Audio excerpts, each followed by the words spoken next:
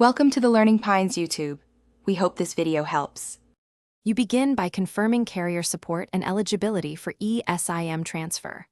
Once done, update your phone to the latest OS so activation tools work correctly.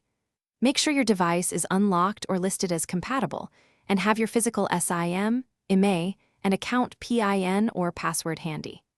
Now open Settings and navigate to the Cellular or Mobile section. Start the Esim or Add Carrier workflow. This immediate start avoids extra setup steps and gets you into the actual transfer process right away. You now execute the migration. Choose Add Cellular Plan or the option to convert your physical SIM to an eSIM. Once prompted, scan the QR code from your carrier or type the activation code exactly.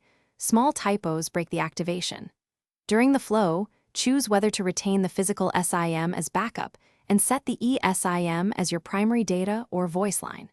Make sure to complete on-screen confirmations and restart the phone if prompted. This ensures network registration and avoids partial activations. You finish by verifying the eSIM.